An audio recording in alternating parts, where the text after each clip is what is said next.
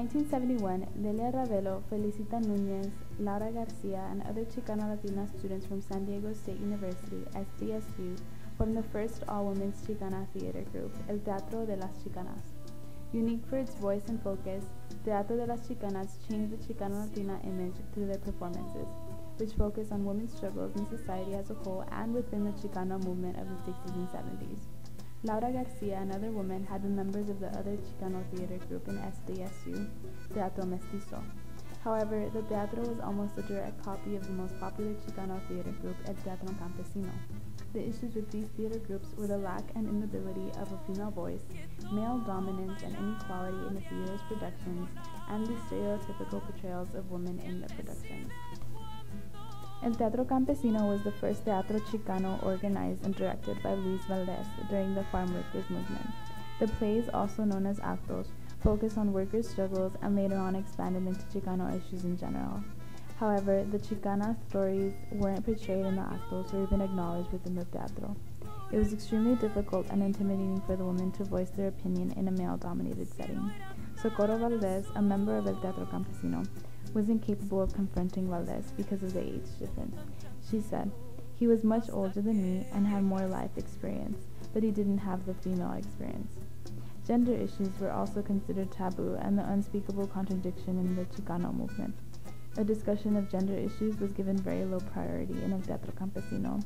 Chicano men in the teatro didn't want to be attacked or emasculated, since in crafting Chicano racial identity, movement activists imbued it with the strongly masculine aspect.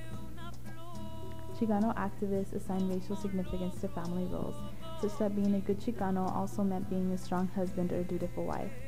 Therefore, the men in the teatros constantly created gender divisions. Motherhood became an issue affecting the participation of women in the Teatro Campesino. Women who were pregnant weren't allowed to perform or travel with the teatro, as if they were handicapped by their pregnancy. Once they were allowed to perform, the men wouldn't help the women take care of the children, not even if they were the children's father. These customs and division of tasks between men and women solely based on their gender made women inferior to men in the teatro family. The roles of women written by Luis Valdez in the actos for El Teatro Campesino were very limited. His characters are defined in a familiar or age category: mother, grandmother, sister, wife, or girlfriend. In addition to the familiar or age category, all women are also assigned one of the two sexual categories, whores or virgins, a categorizing evidence since the early periods of the actos. Wives, sisters, girlfriends, and mothers are made to fall chiefly into either the whore or the virgin category. The female characters in the Teatro Campesino actos were stereotypical. Many of them held strong positive leadership roles, and they were reflections of the women's roles in the Chicano movement and mirror images of society's views of Chicanas and Latinas. After the constant battle with Chicano men, the Chicanas and Latinas in SDSU had enough and created Teatro de las Chicanas. The safe group they created allowed them not only to produce meaningful productions, but also a strong friendship and support group in order to succeed in college. They broke the stereotypical mold that Teatro Campesino had created for Chicanas and Latinas through their skits, empowered Chicanas and Latinas, and spoke about taboo issues they were concerned about in the movement. For example, in Chicanita Goes to College, Lucy is a young Chicana who is attending college and denounces her traditional roles as a wife and mother for education.